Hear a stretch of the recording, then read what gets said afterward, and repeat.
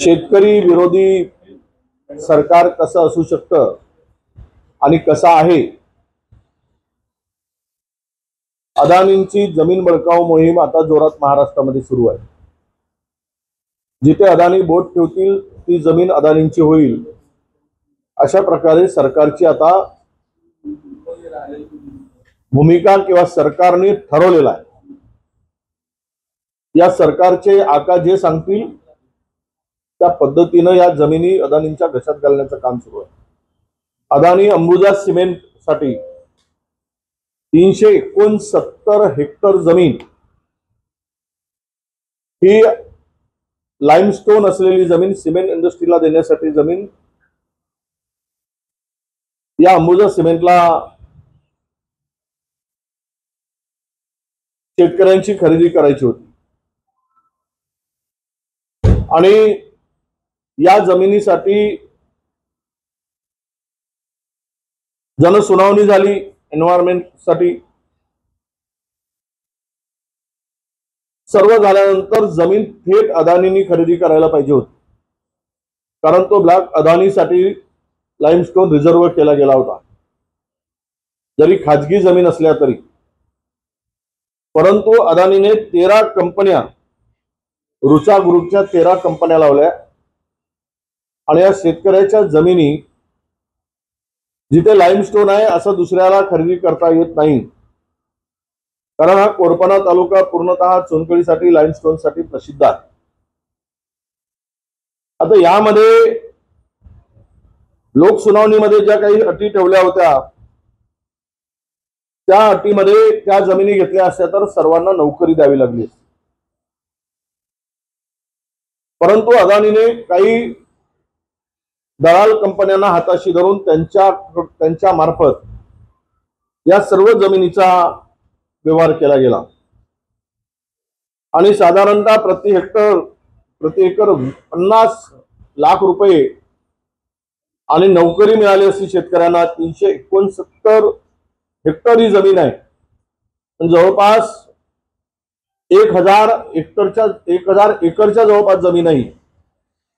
शेकडो शेतकऱ्यांना फसवण्याचं काम या ठिकाणी अदानींनी केलेलं आहे किंवा अंबुजा सिमेंटनी केलेलं आहे आणि याला पूर्णतः महसूल विभाग तिथला जिल्ह्यातील या रजिस्टऱ्या झाल्या कशा, त्या होऊ शकत नाही खाजगी कंपनीच्या नावाने। आणि खाजगी कंपनीने 20 लाख रुपये 25 लाख रुपये एकरनी जमिनी खरेदी करून जवळपास 100 कोटी रुपये कमवले। हे 100 कोटी शेतकऱ्याला मिळाले असते आणि त्या पोरांना नोकरी मिळाली असती शेतकऱ्यांच्या। कुठे झोपलाय प्रशासन, कुठे झोपलाय महसूल विभाग आणि कुठे झोपले आहेत आमच्या जिल्ह्यातील कलेक्टर पासूनचे प्रशासन। यामध्ये फार मोठा व्यवहार झाला आणि 29 जानेवारी 2021 रोजी झालेल्या सुनावणीमध्ये ज्या काही अटी होत्या, 7-12 उतार्यावरील एकाला नोकरी, 31 मे 2021 पर्यंत सगळे व्यवहार पूर्ण करण्याचे होते। जनसुनावणीमध्ये नोकरी न दिल्यास प्रति एकर 50 लाख आणि नोकरी मिळाल्यास 30 लाख रुपये अशी अट होती। आणि अंबुजाने आश्वासन दिले की कोणीही मध्यस्थी न ठेवता थेट शेतकऱ्यांची जमीन आम्ही करार करून शेतकरी कंपनी करार करेल। 2022 ला पर्यावरणीय मंजुरी, एन्व्हायरमेंट क्लिअरन्सची मंजुरी मिळाली डिपार्टमेंटची आणि 22 मध्ये अडाणी समूहाने अंबुजा एसीसी ही जी कंपनी आहे ती विकत घेतली। 81,000 कोटींना विकत घेतली आपला 8। आणि यामध्ये प्रत्यक्षात काय घडलं तर शेतकऱ्यांना 25 लाख रुपये दर दिला गेला। नंतर यामध्ये ही सगळी मंडळी अनेक स्थानिक नेत्यांना भेटली, आमदारांना भेटली, त्यांनी त्याकडे दुर्लक्ष केलं आणि खरं म्हणजे ही खरेदी करत असताना यातून ज्या कंपन्या पुढे आल्या आहेत या सर्व कंपन्याचा पत्ता एकच आहे आणि यामध्ये प्रचंड शेतकऱ्यांची फसवणूक झालेली आहे। नोकऱ्याही गेल्या, पर्यायी शेती आणि प्रशिक्षण योजना होती ती नाही लागू केली, नुकसान भरपाईचे काही हप्ते होते तेही मिळाले नाही, आणि अशा पद्धतीनं शेतकऱ्यांची लूट करण्याचं काम हे कंपन्यांच्या माध्यमातून अंबुजा सिमेंटनी केलेलं आहे। आमची मागणी आहे की सर्व झालेल्या रजिस्ट्र्या खाजगी कंपनीच्या नावाने करताच येत नाही, हे नियमबाह्य आहे, हे कुठल्याही नियमात बसत नाही। त्यामुळे हे सर्व व्यवहार रद्द केले गेले पाहिजे आणि त्या जमिनी थेट अदानी समूहाने खरेदी केल्या पाहिजेत। त्यामुळे होणारं शेतकऱ्यांचं नुकसान या ठिकाणी टाळता येईल। ही जी लूट झाली याला स्थानिक प्रशासनाचं संगनमत आणि अदानींना कंपनीला मदत करण्याची भूमिका, यामुळे शेतकऱ्यांचं नुकसान झालं आहे, हे आता लपून राहिलेलं नाही। हात होता म्हणूनच दंगली घडल्या नाहीत, हात असता आणि होता म्हणूनच दंगली घडल्या नसाव्यात कदाचित, हात नसता तर दंगली घडल्या असत्या, असं आमचं मत आहे। लक्ष्मण हाकेंचा एक व्हिडिओ व्हायरल होतोय पैसे मागतानाचा, काय वाटतं अशा पद्धतीने करणे योग्य आहे? आता ते मी व्हिडिओ पूर्ण ऐकला, कशा पद्धतीने तो बोलला। एखादे चळवळीत काम करणारा कार्यकर्ता आहे ओबीसीचा, तो नेता फिरतोय लक्ष्मण हाके, मोठमोठ्या सगळीकडे त्याला सभेला लोक बोलवत आहेत, आणि काम करत असताना एखादी जर माणूस म्हणतो की तुम्हाला मदत करायची आहे तर कोण नाही म्हणणार? काय वाईट काय आहे त्याच्यात? त्यांनी मागितलं काय?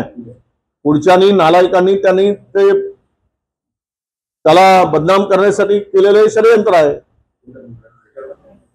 यांनी स्वतःहून मागितलं नाही, तो स्वतःहून बोलला मी तुम्हाला मदत करायला तयार आहे, तुम्ही ओबीसीचं काम करताय तर ठीक आहे बाबा कर मदत, हे काय वाईट आहे? हे फुकट झालंय काय? मग एवढे जे आंदोलन झाले सगळ्यांचे, यांनी काय पैसे घेतले नाही काय? बिना पैशानं आंदोलन केले काय बाकीच्यांनी? त्या लक्ष्मणला बदनाम करण्यापेक्षा काल चंद्रपुरामध्ये चंद्रशेखर बावनकुळे यांनी म्हटलंय की मराठा जी आर संदर्भात ते वरटीवर असतील व भुजबळ असतील, यांनी गैरसमज करू नये।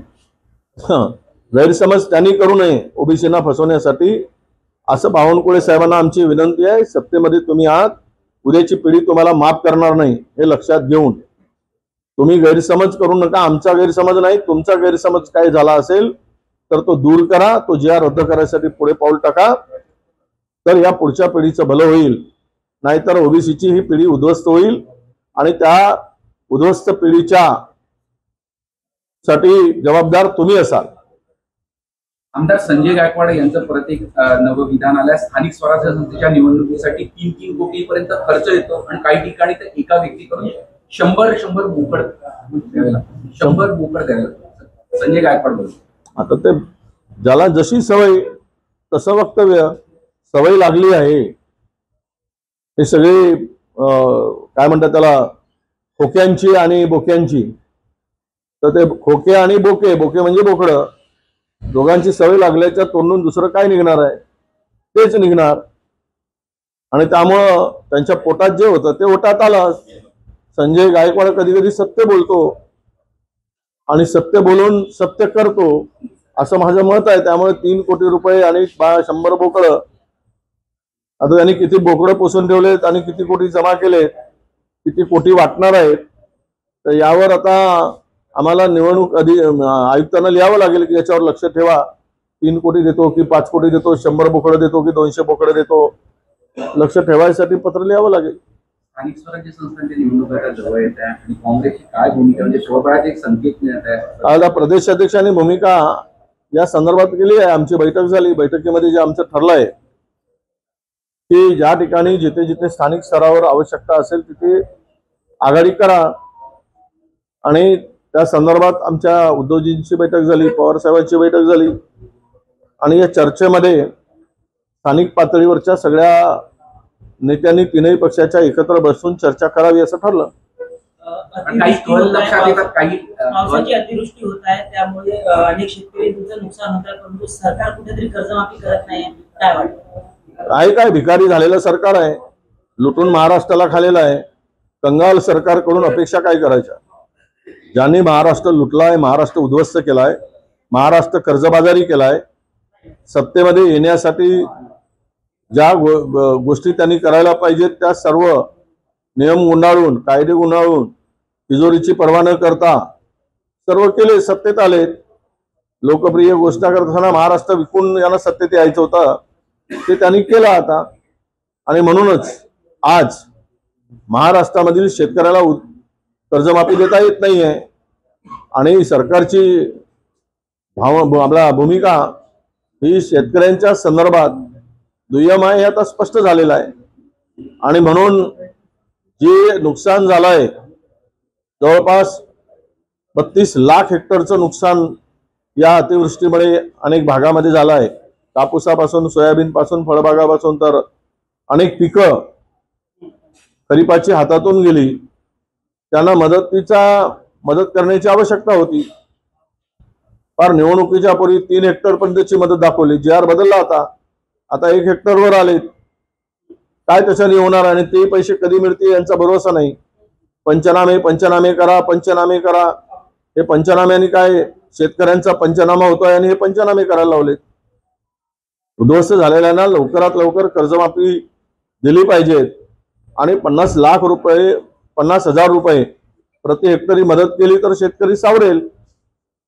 पण बिल्डरांना पोसणारं सरकार, धनधन्याच्या पाठीमागे उभं असणारं सरकार आणि कंत्राटदारांच्या कडून कमिशन खाणारे सरकार शेतकऱ्यांना कुठे मदत करणार आहे?